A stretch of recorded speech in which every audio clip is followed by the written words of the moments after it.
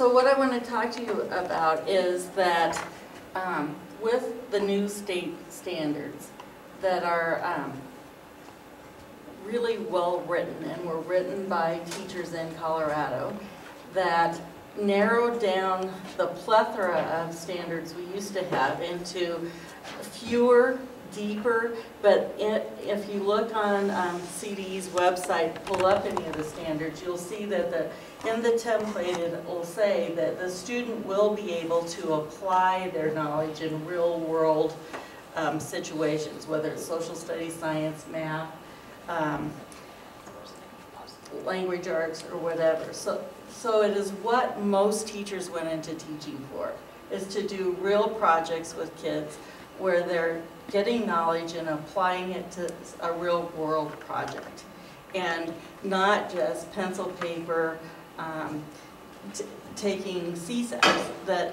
And what the research is showing, that if kids are involved with the knowledge and applying it and using the higher level thinking skills, the analysis, the synthesis, the creativity in evaluating, their CSAP scores or their standardized test scores are also good because they remember it, because they're involved with it and it is meaningful. It's not just pencil paper.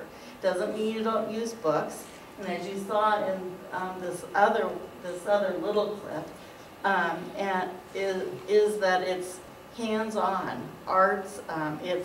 It's designing a playground. It's actually using your math and applying it in different ways. And it involves all subject areas. You don't have to just do it in social studies. And it gives kids real world experiences.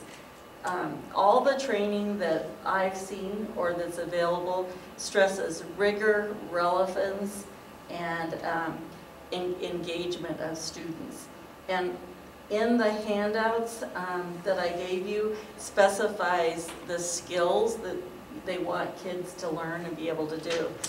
And actually last night I was watching 2020 and I thought, and it was about the minors, the 33 minors, and I thought, wow, the people in Chile really had to use all of those 21st century skills because they couldn't just buy a thing to bring them up the Phoenix. They had to call NASA and invent something and create stuff. They had to collaborate with multiple nations.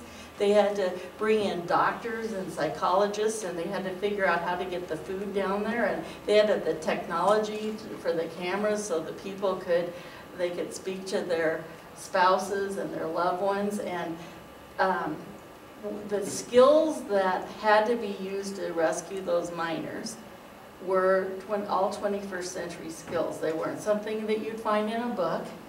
They forced people to collaborate and use best practice and their knowledge to rescue them and do everything they could in the fastest amount of time that they could.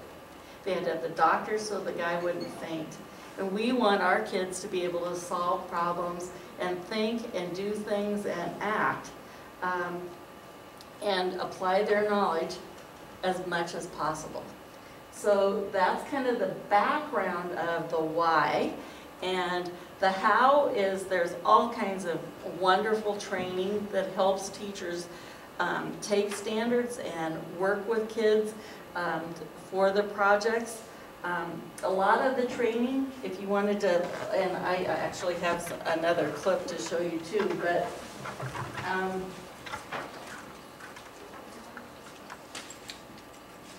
you saw the one little clip of a training thing, but the biggest training group that's really helping in the United States is the Buck Institute, and they've been primarily working with high schools and middle schools.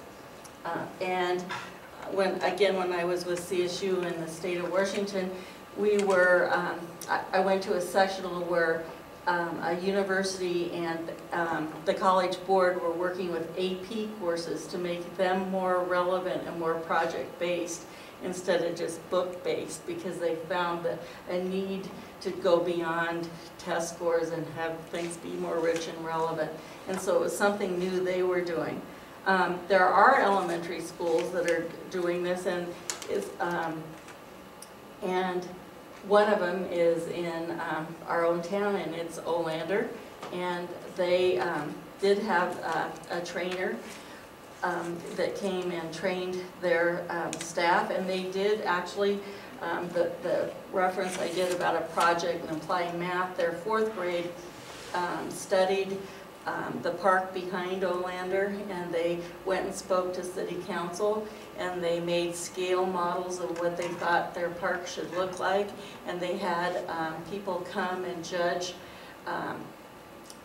their different pieces, and the city did end up building around what those 4th graders had designed to scale the park behind Olander.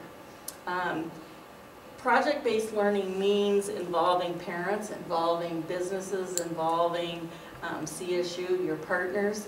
I know for one of their projects, the marketing department of CSU came in, taught the kids marketing skills, and then they applied it to a math project, and were able to make money and make some finance things. And what I would tell you is, every project-based school that I visited or talked to the people at, they found that everyone from kindergarten through high school, the kids are more capable of adult habits of the mind, like learning to be organized, learning to do resumes, learning to call properly to get on the agenda of the city council.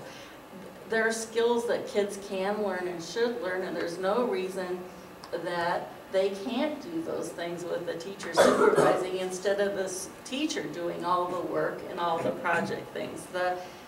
In the designs, you can look at project-based learning websites or school sites, and you'll see that they're actually, and in this book, 21st Century Skills, they actually have some schematics of what you design a school to look like for the 21st century, instead of our traditional, desks and those kinds of things. But it is about collaboration, and it's about using all the tools, whether it's a shovel or technology, and it's about connecting around the world. One of the projects I saw at ITSE was a 5th grade class who was studying American history, and they were looking at the perspective from the England's point of view, and they were Skyping back and forth with England and debating each other on which perspective was correct and why they thought their perspective was, better than the other. And what kids are doing worldwide with Skype, and we just got ePals, so we're hooking up with, it's a safe environment to hook up with schools around the world. IB bought ePals for all of their IB schools because they want kids to be able to connect in a safe environment to help to share ideas and best practices. And kids will write a ton if they're writing to another kid to defend or to explain why they're recycling or what their town's like. It's a motivation to them. So that's a key thing.